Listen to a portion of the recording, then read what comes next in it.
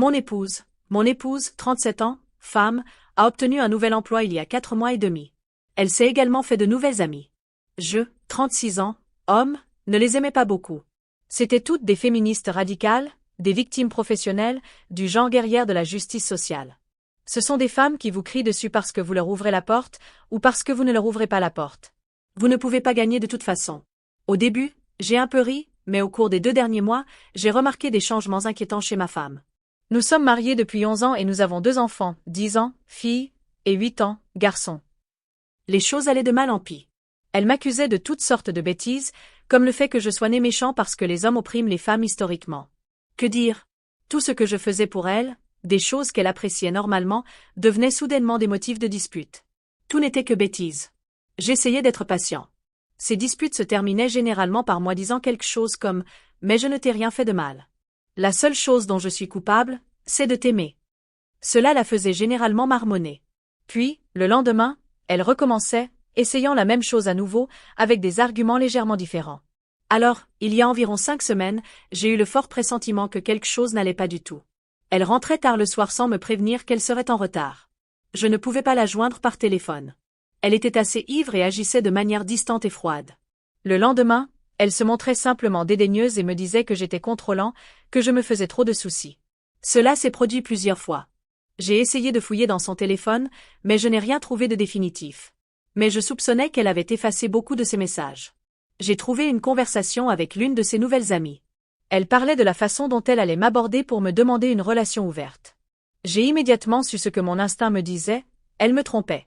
Dans la conversation, ma femme a dit qu'elle m'en parlerait le 2 mai décembre. Mes enfants sont chez leurs grands-parents pour célébrer Noël, où nous avions prévu de nous retrouver aujourd'hui. Alors, bref, elle essaie d'entamer cette conversation pendant le petit déjeuner, comme si c'était une idée sortie de nulle part, pour me demander ce que je pense d'une relation ouverte. Heureusement, j'étais préparée. J'enregistrais déjà. J'avais beaucoup lu sur Reddit, et je savais qu'il n'y avait vraiment aucun moyen de sauver ça. Mon meilleur résultat possible est de sortir de ça avec un peu de fierté et d'estime de soi intacte. À partir de maintenant, il s'agit de me protéger moi-même et les enfants. Je n'ai pas crié ni pleuré. Je suis simplement entrée directement en mode interrogatoire avec la mâchoire serrée. Elle se montrait très arrogante jusque-là, mais cela s'est immédiatement évaporé lorsqu'elle a vu l'expression de mon visage. Qui est-ce? Que veux-tu dire? Elle essaie de paraître innocente, comme si elle ne comprenait pas.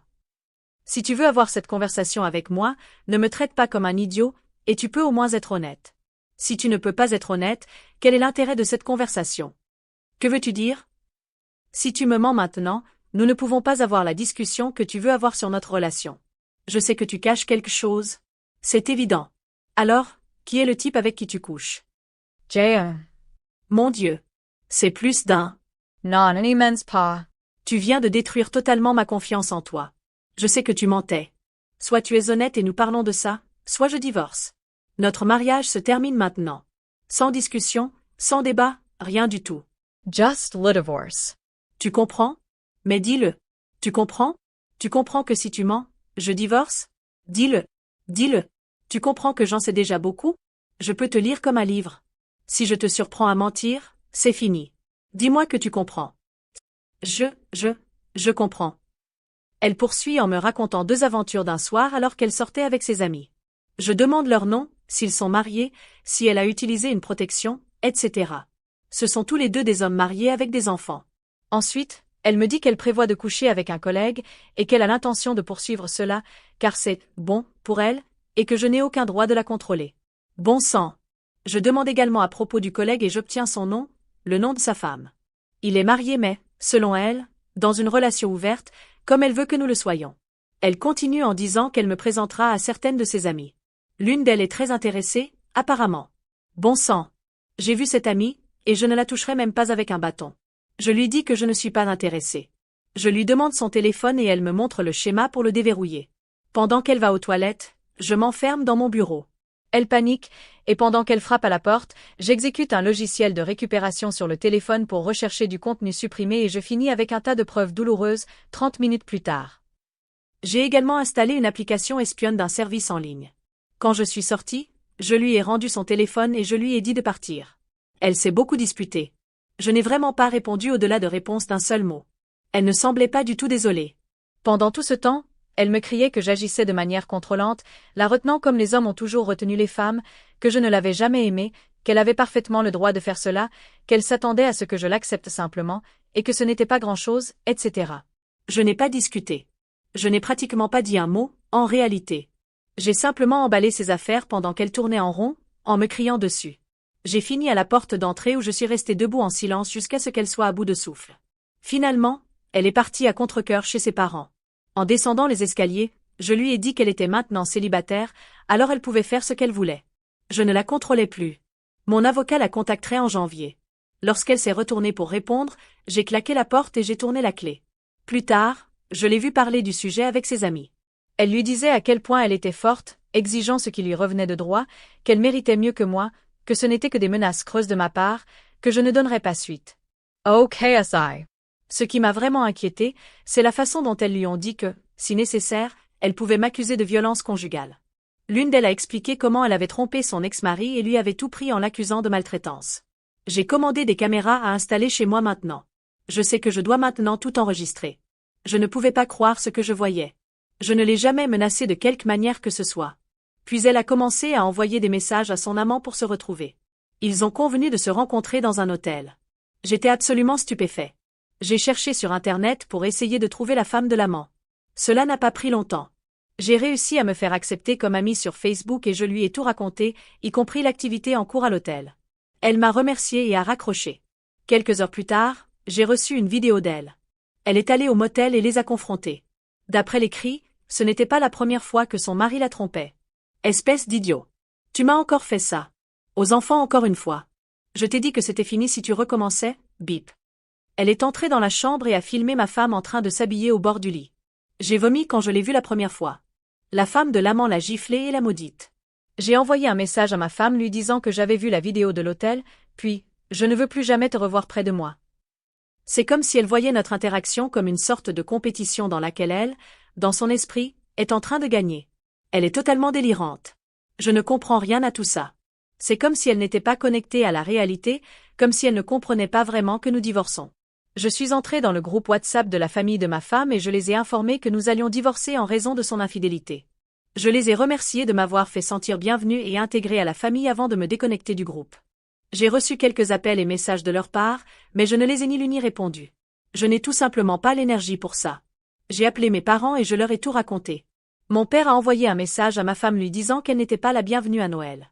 Je suis chez mes parents maintenant, et j'ai parlé à mon patron. Il va me donner un congé jusqu'à la mi-janvier pour régler mes affaires. J'ai suivi les discussions de plus en plus frénétiques de ma femme avec ses nouvelles amies. Je ne pense pas que ma femme ait réalisé qu'elle a perdu sa famille, que son mariage est terminé et que ses nouvelles amies et son amant se fichent d'elle. Elle m'a envoyé de nombreux messages et s'est présentée chez mes parents en exigeant qu'on lui permette de célébrer Noël avec nous. Mon père a menacé d'appeler la police si elle ne partait pas.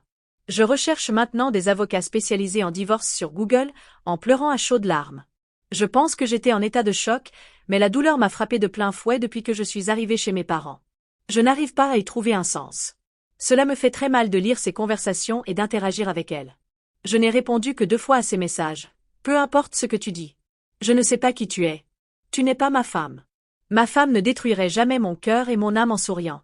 Nous allons divorcer. Je me fiche de ce que tu dis ou de ce que tu veux.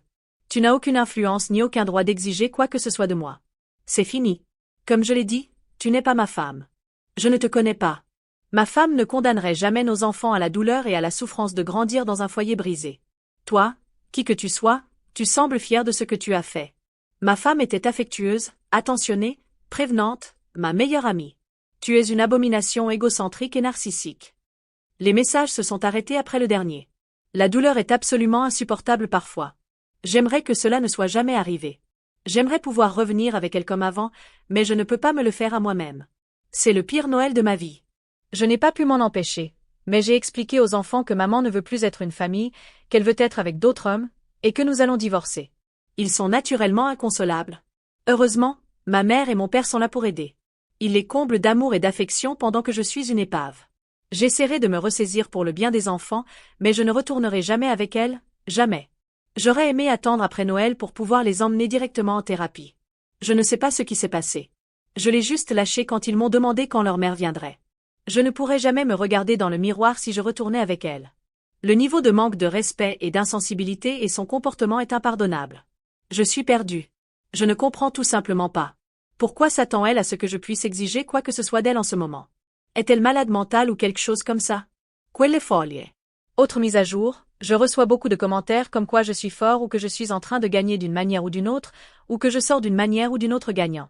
En relisant mes messages, je peux voir que ma colère face à la situation transparaît et je pourrais paraître provocateur et sûr de moi. La vérité est que je ne le suis pas. J'aimerais que cela ne soit jamais arrivé. J'aimerais que ma famille soit toujours intacte et que j'ai une longue vie paisible et confortable devant moi avec ma femme pendant que les enfants grandissent et commencent leur propre vie. Il n'y a pas de gagnant ici. Ma femme a déraillé et tout le train est en feu dans un fossé. Je ne sais pas ce qui lui arrive. Elle refuse de consulter des professionnels de santé pour d'éventuels problèmes mentaux et elle agit comme si de rien n'était. Elle ne montre toujours aucun remords ni regret.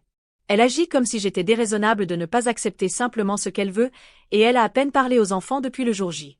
Je divorce, je prends des mesures et je vais de l'avant avec la séparation de nos vies parce que je dois le faire. Son comportement ne m'a laissé aucun autre choix, et à ce stade, il n'y a pas de retour en arrière possible. J'aimerais que cela ne soit pas nécessaire. Je ne pourrai plus jamais lui faire confiance, et je pleure jusqu'à m'endormir chaque nuit à cause de ma propre perte et du fait que mes enfants vont maintenant grandir dans un foyer brisé. Cela me brise également le cœur que mes enfants, en réalité, n'aient plus de relation fonctionnelle avec leur mère. Question. Comment répondez-vous à cette question de votre enfant? Pourquoi maman ne veut plus me voir? Elle ne m'aime plus? Comment diable répondre à cela? Si quelqu'un le sait, s'il vous plaît, dites-le moi, parce que je n'en ai aucune idée. Chaque jour, je me réveille et je me dis que mon cœur est déjà brisé en tellement de morceaux qu'il ne peut plus se briser davantage, pour qu'on me prouve que j'ai tort, toute la journée, tous les jours. Ma femme ne sait toujours pas que je peux surveiller ses communications, ou elle s'en fiche. Elle est convaincue à 100% que je ne la quitterai jamais, que ma réaction à son comportement est totalement injustifiée. Elle continue de dire du mal de moi, de notre mariage et de nos enfants à ses amis. Je ne comprends pas pourquoi elle nous déteste autant. Nous n'avons fait aucune des choses dont elle nous accuse auprès de ses amis. Comme je l'ai mentionné précédemment, mon avocat a obtenu une ordonnance restrictive temporaire contre elle. Il y a eu une audience hier matin, et comme il n'y a pas eu de nouvelles menaces directes, elle n'a pas été prolongée. Mon avocat a suggéré d'utiliser le fait qu'elle m'a sciemment infectée comme une menace pour essayer de la faire accepter un divorce non contesté. J'aimerais que nous puissions nous séparer raisonnablement. Je déteste devoir la voir comme l'ennemi et toujours supposer le pire résultat possible. Si elle voulait me quitter, je pourrais vivre avec ça, mais pourquoi me forcer à ce processus si conflictuel? Pourquoi s'efforcer-elle de blesser le plus possible les personnes qui l'aimaient dans le processus? Quels avantages possibles peut-elle en tirer? J'apprécierais toute information à ce sujet. Cela n'a tout simplement aucun sens pour moi. Si je vais au procès, je devrais probablement lui verser une somme globale pour le capital de notre maison, etc. Je n'aurai probablement pas à payer de pension alimentaire, et comme elle ne manifeste aucun intérêt pour les enfants, j'espère obtenir la garde si nous allons au procès. Bref, mon avocat a suggéré que nous essayions d'obtenir son accord pour un divorce à l'amiable. J'ai accepté, et nous allons rencontrer ma future ex-femme et son représentant, espérons-le cette semaine. L'ex-mari qui a été escroqué par la menteuse passera le réveillon du Nouvel An avec moi et les enfants. L'injustice du système judiciaire envers les pères est incroyable. Je ne me fais plus d'illusions quant à un procès équitable si nous allons au procès. Son ex a menti effrontément, et le tribunal l'a simplement pris pour argent comptant, sans aucune preuve. Il a à peine vu ses enfants depuis. Il a été contraint de payer des sommes déraisonnables de pension alimentaire et de soutien aux enfants, et cela l'a pratiquement ruiné. Il a envisagé d'en finir définitivement. Avec les nouvelles preuves qu'il obtient de moi, il a retrouvé l'espoir. Nous avons tous les deux parlé à mon avocat. Elle suggère qu'il garde les preuves jusqu'à la réunion avec ma femme et son avocat. S'il agit maintenant, cela montrera nos cartes que nous avons accès à toutes ces communications. L'objectif de mon avocat est de divorcer de ma femme le plus tôt possible, de la manière la plus fluide possible. À l'heure actuelle, j'espère juste pouvoir m'éloigner d'elle. Si elle décide de se battre, cela peut prendre beaucoup de temps. Cela me stresse. J'ai juste besoin de me libérer. Je publierai une mise à jour si je parviens à obtenir une réunion ou si nous allons directement à une procédure contentieuse devant les tribunaux. Mise à jour 3. Mon Dieu, j'ai besoin de pop-corn pour ça. Malheureusement, l'étrange situation continue. La réunion avec mon avocate et ma future ex-femme a eu lieu hier après-midi. Elle est arrivée avec 30 minutes de retard. Elle n'a pas amené d'avocat et affirme qu'elle n'en a pas et n'en a pas besoin. À la place, elle a amené l'une de ses nouvelles amies, censurée jusqu'après l'audience. Mon avocate m'avait donné des instructions très strictes sur la façon de me comporter. Je ne devais pas réagir négativement à quoi que ce soit qu'elle dise. Si elle s'adressait à moi, Je devais répondre de manière non conflictuelle, ou positivement si je le pouvais. Si mon avocate posait une ou deux mains sur la table, je devais garder la bouche complètement fermée. Elles sont donc arrivées en retard, sans masque, bien sûr. Là, censurée, essaie de m'insulter et de me mettre en colère de toutes les manières possibles. Ma future ex-femme fait de même. Mon avocate essaie de centrer la discussion sur le sujet en question, notre divorce. Mais elle plaisante simplement.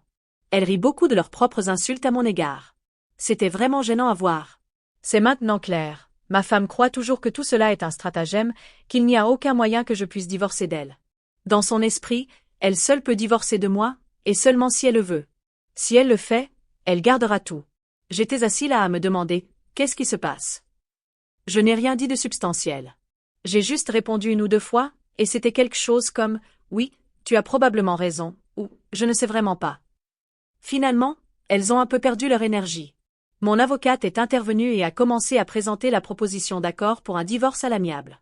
L'une des premières choses qu'elle a dites a été que j'étais prêt à être généreux pour une résolution rapide et pacifique, que je lui verserais une grosse somme forfaitaire de 60 000 $ pour le capital de la maison et les investissements, etc. Mon avocate n'a même pas terminé cette phrase avant que ma future ex-femme ne s'excite, ainsi que son amie, encouragée par l'horrible à côté d'elle. Ma future ex-femme voulait savoir où signer. Mon avocate lui a demandé à plusieurs reprises si ma future ex-femme ne voulait pas d'abord revoir le reste de l'accord, mais non. Ma future ex-femme voulait signer immédiatement.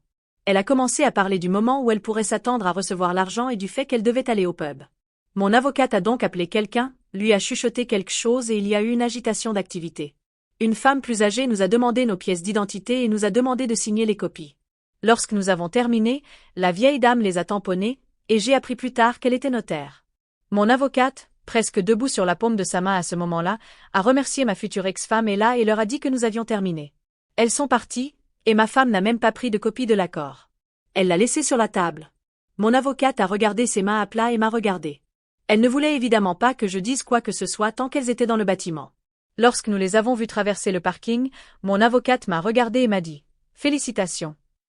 Elle a ensuite longuement parlé de la façon dont c'était la séance la plus étrange qu'elle ait eue pour un divorce négocié. Elle m'a dit qu'elle enverrait la copie à ma future ex-femme après que nous ayons eu une audience devant le juge, ou si elle parvenait à trouver un avocat qui la demandait. Jusque-là, elle est oubliée dans le tiroir de mon avocate. Il semble donc qu'en surface, je vais traverser ce divorce beaucoup plus facilement que je ne le pensais au début. Ma future ex-femme peut encore engager un avocat et contester cela. Mon avocate m'a dit qu'elle essaierait de demander toutes les faveurs possibles pour m'obtenir une audience avec un juge dès que possible. Ce sera probablement un appel vidéo. J'ai également engagé un détective privé après les conseils que j'ai reçus ici sur Reddit, et il a obtenu des photos de ma femme en train d'embrasser deux hommes différents dans deux bars différents hier, et elle est allée dans un hôtel avec l'un d'eux. J'ai donc accumulé beaucoup de preuves au cas où j'en aurais besoin. J'espère juste que ce sera suffisant le cas échéant. Ma femme a signé pour me donner la garde complète, un seul paiement forfaitaire, pas de pension alimentaire, rien du tout, juste 60 000 $, et je suis libre. Maintenant, je dois juste trouver l'argent. J'ai un plan, et Bob a proposé de me prêter le montant total si nécessaire. Je n'ai toujours pas l'impression que ce soit réel. J'espère qu'elle ne sortira pas un « Voici mon avocat agressif, et je vous accuse d'avoir abusé sexuellement des enfants et de violences conjugales. » L'avocate m'a dit de faire profil bas, de payer tout ce que je paie normalement et de ne pas faire de vagues. Le conseil, ne parlez à personne que nous connaissons tous les deux. Restez simplement tranquille et attendez. Ne répondez à rien. En gros, aucune initiative jusqu'à l'audience.